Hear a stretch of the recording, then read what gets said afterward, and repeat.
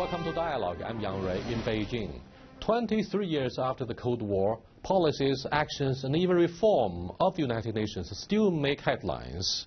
Enslaved by traditional norms of nation-state politics, how do we look at issues of human rights and especially political uncertainty in changing societies? Today, I feel quite happy to discuss issues of POW rights, the dignity of refugees, and the representation of 193 member states of the United Nations. And of course, we need to go to great lengths discussing the roles of both the biggest and the second biggest economies in carrying out the mandate of the United Nations. Before we start the interview with Mr. Levin Sisi, Senior International Consultant for Mr. Kofi Annan, former UN Chief, let's take a quick look at this. Today is the 66th anniversary of Human Rights Day.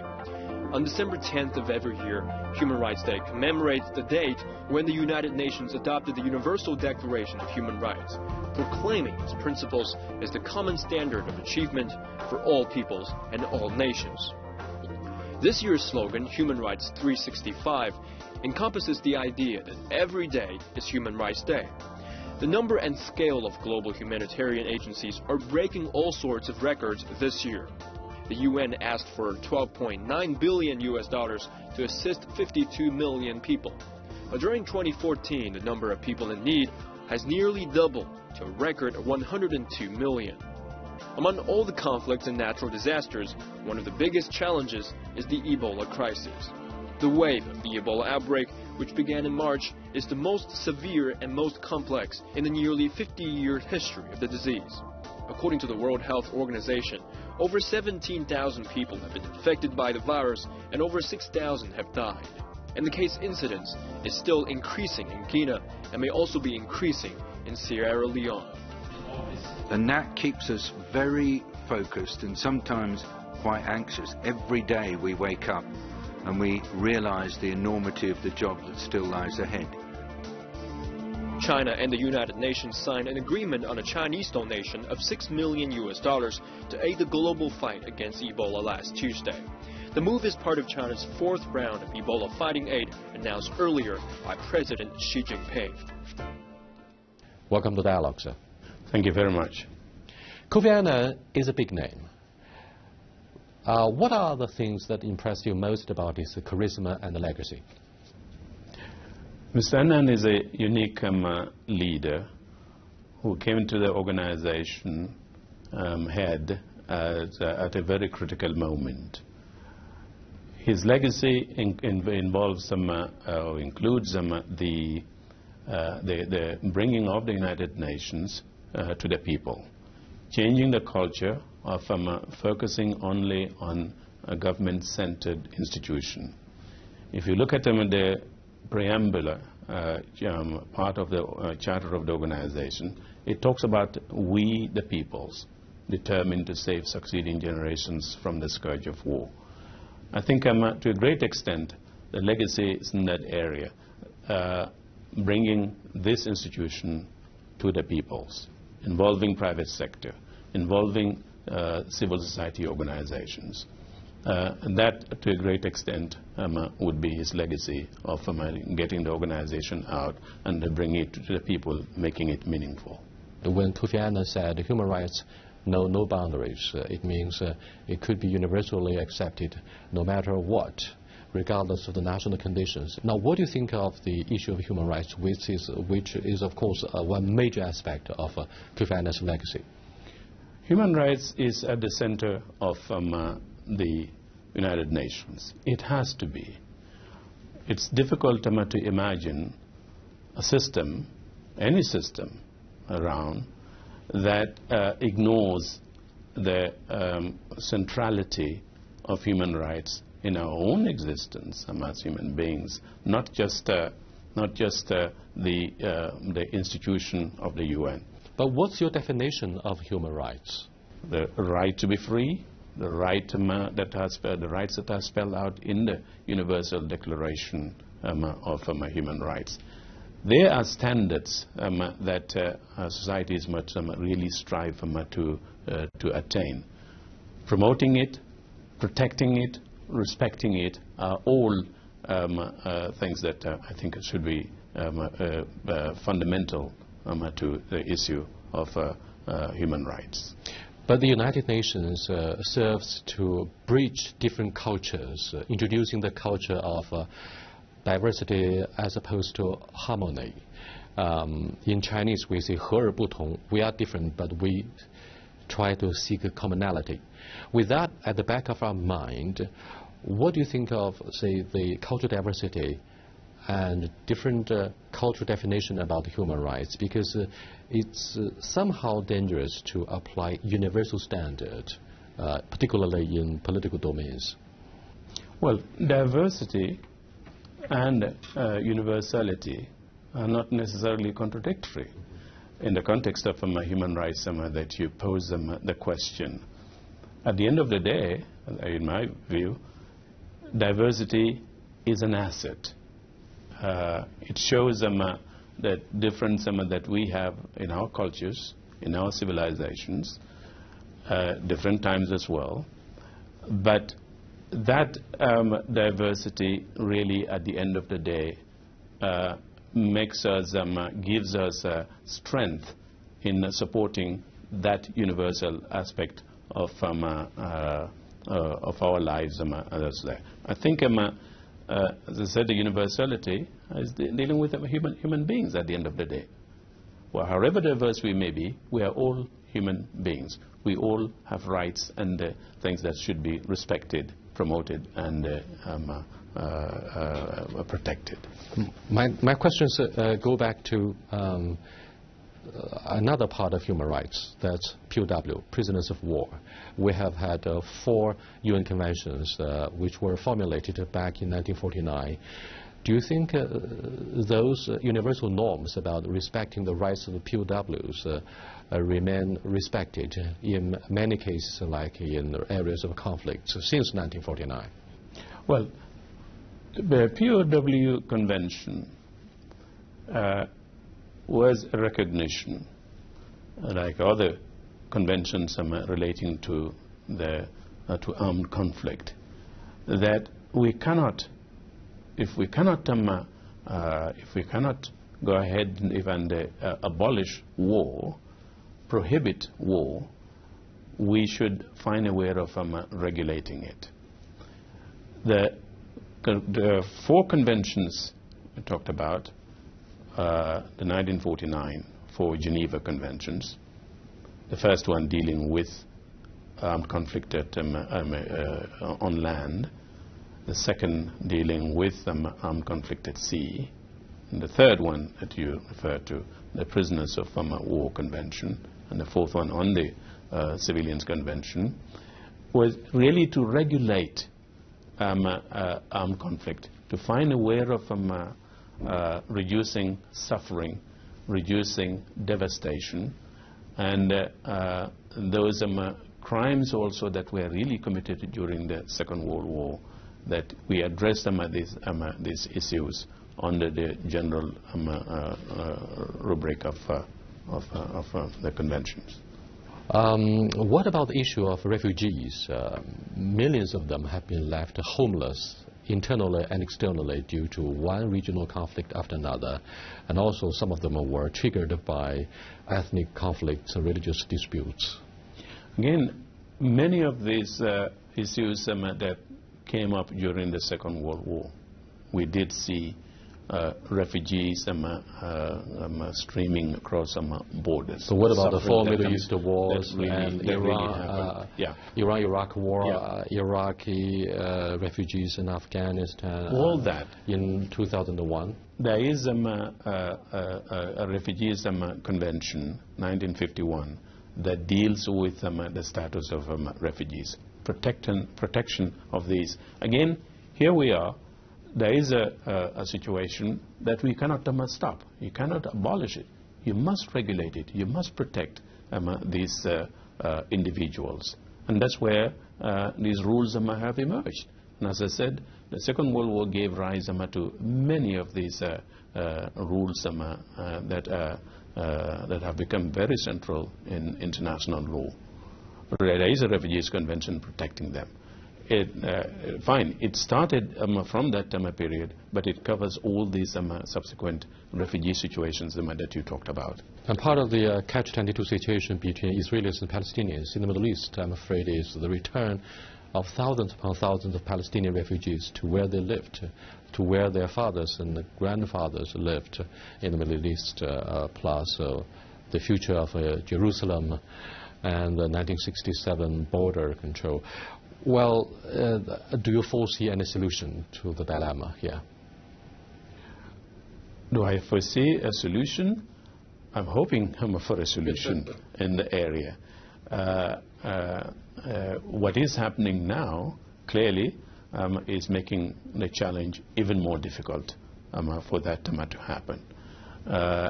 Refugees do have right of return. Are we talking about that happening in the area? Is there a possibility of that succeeding? I'm hopeful that a way is found to address the refugee situation. Clearly,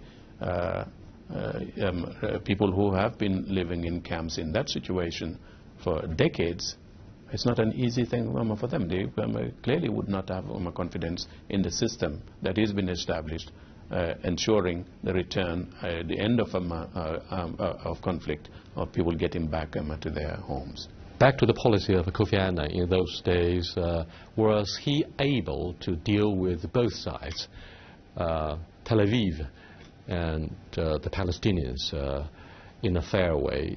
Because it's very difficult even for the U.S. To play to both sides. Well, difficult for everybody, yes indeed. But the important thing is, did he have the confidence of both sides to allow him to do what he could do as Secretary General of the United Nations? That was one of his assets again, that he's able to gain the confidence of the sides, different sides to a conflict, to allow him to do his, to carry out his responsibilities as Secretary General of the United Nations. We've had dozens of UN Security Council resolutions. Not all of them have the legal binding powers. Therefore, do you think it's very difficult for the UN chief to carry out the mandate?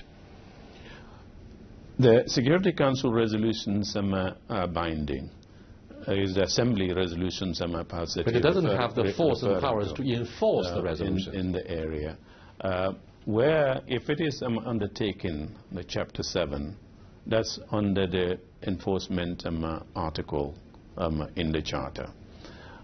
Yes, indeed. That is, there are times when the Council's own responsibilities, perhaps or definitions or mandates that it gives them under that Chapter 7 may fall short of effective action to be taken to address a particular situation. We have seen situations also where you have even armed conflict, war going on, and the issue not even coming to the Council. Vietnam was one. The Vietnam issue never came to the Security Council. There are difficulties where perhaps permanent members involved in certain conflicts would make sure that those issues don't come to the Council. Or if they come to the Council, they face the veto. What do you think of the issue of proper representation of Africans in the UN Security Council? That should be looked at in the context of reform of the United Nations. Its enlargement, almost 70 years after the end of the Second World War. Reform of the Security Council has been debated for quite some time now. It's been going on. The last time that they did anything concerning reform was perhaps the expansion of the membership of the Security Council. In 1965, when it was expanded from 11 members to 15 members.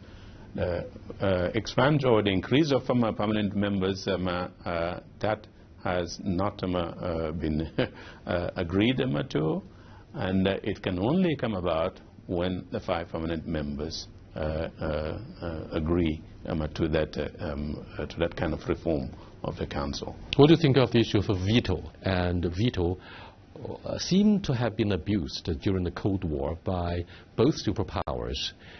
This time around, how do you look at the use of a veto?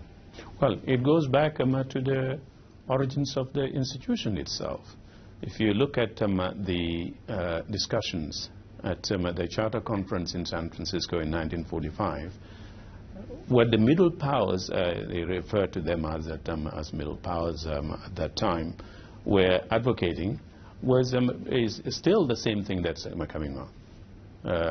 The big powers are the ones who have this control, who have this power, who have this authority, and it may be abused. And as you said correctly, we have seen situations during the Cold War when it was flagrantly abused. And that has continued.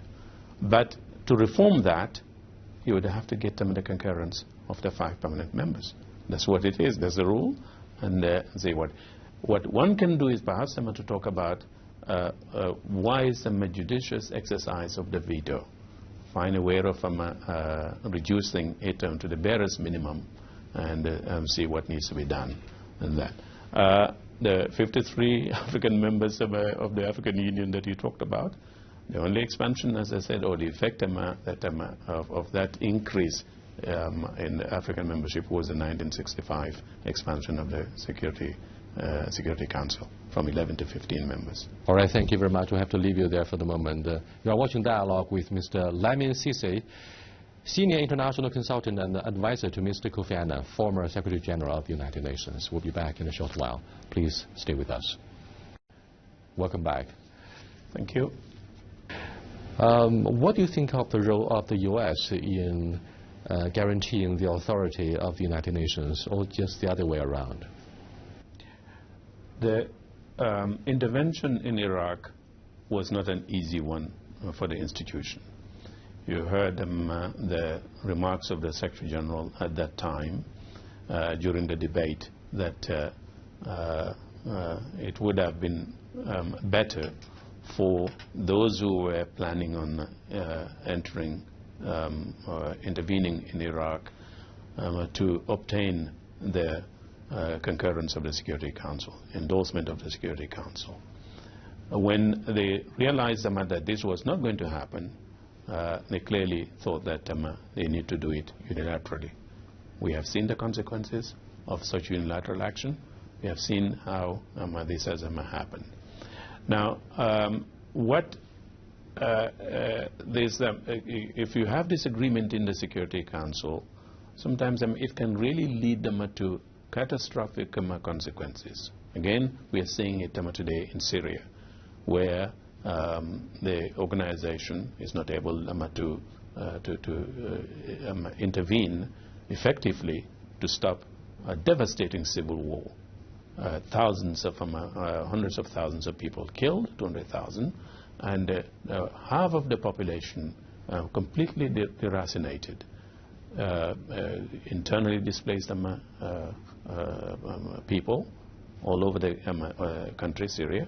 And outside in the neighboring countries, you have millions of refugees in camps in the neighboring countries, Lebanon, Jordan, and Turkey. Without any action from the Council, you're going to get that. How did that happen? You look at it. They were unanimous. They agreed to allow your intervention in Libya. How that turned out was what probably affected the situation in Syria. You will recall that the Libya situation, when Colonel Gaddafi threatened to attack the civilian population in Benghazi, and talked about canals of blood flowing in Benghazi. He was taken seriously about that this was going to happen. Some of the Europeans accuse China of practicing new colonialism, but China says, hey, wait a minute, we've been sparing no efforts in constructing infrastructure to benefit the local well-being, instead of likening it to the previous Western colonialism, very simple cutting of the borders leading to tribal rivalry that's been going on and on for decades. What do you think of the impact of China's growing presence, economic and political perhaps, in Africa? Well, if we live in Africa for centuries, 300-400 years under colonialism, under colonial rule, clearly we should recognize colonialism when we see it. The issue of what China is doing in the area, whether or not this is neo-colonialism or not, I think it's an issue for the continent really to decide what they're going to do. Are they going to strengthen their own side to be able to negotiate trade agreements, to be able to negotiate investment arrangements? If they are able to do that, I mean, it's for them to do that, I mean, to develop that system. I think it would have to be distinguished from a colonial thing. In the first place, those who are screaming, you've been there for 400 years and nothing happens, and now these guys are negotiating with a partner to carry out projects. It's for them to really negotiate effectively with the Chinese. The Africans would do that with the Chinese, not that. I don't think China is going there to say we're going to administer the countries. No. They're going there that if China wants the resources, the primary resources, the commodities from this area, let the Africans negotiate with that. Let them establish their terms and conditions for selling whatever they're going to do. That is not colonialism, in my view. African countries north of sub-Saharan region or south of that line of the sub-region mostly are developing countries, and they face much the same challenge of maintaining law and order during the transformation, economic and social alike. But I'm talking about the risks we need to take into consideration when Chinese investment is about to go abroad. How shall we assess the local political risks without being singled out as a scapegoat in their partisan wrangling? Well, as I said, I think it would have been, what is important is the power of the African countries to be able to sit and tell the Chinese what their conditions are. You have the power now to negotiate, which was not a colonial. I'm making a distinction between a colonial ruler and a partner coming, perhaps with conditions that end up not being what we wanted. But do you have the opportunity to ask or to say, look, these are the conditions that we want for our partnership. These are the conditions that we should labor. These are this is the percentage that we think of labor, local labor that should be hired by an investor in the area. At least that power is there to negotiate with China to change what is causing difficulties, rather than a colonial power that comes in and then is only telling you what they want. The last question is very much about where you come from. You come from West Africa, where we saw the outbreak of Ebola. China sent over 300 medical workers there to help assist with the rescue relief campaign. Now, what's the progress? So, tell us more about the development there. I believe the reaction is picking up very much to try to see whether or not more treatment centers could be established in the three hardest hit countries: Guinea, Sierra Leone, and Liberia. The international community and perhaps even the local governments were a bit slow when this thing started, when the epidemic started. There were screams for help. Médecins Sans Frontières with MSF has been asking for help, that they are going to be overwhelmed by the magnitude It's somewhat stabilized, as I understand it today, as of today, in Sierra Leone and in Liberia and Guinea. The new cases, the report of new cases coming, the rate has gone down. Sierra Leone is a bit of a challenge still, and see what it is. The impact of the epidemic in the three countries, the economies of the three countries, is devastating. The vast majority of the people in the rural areas are farmers. And not to be able to go to the fields to till the land, do what they need to do. Borders have been closed. That has had a negative effect on trade as well. So all these things are really going on. In some areas, even schools have been closed. The impact on the economies of the three countries is really going to be massive. One would have to wait and see at the end of the day what, in terms of statistics, this devastation really has been. Obviously, China needs to do more to help with our African brothers and sisters. Thank you for being with us on this edition of Dialogue. I really appreciate it. Thanks. Thank you very much.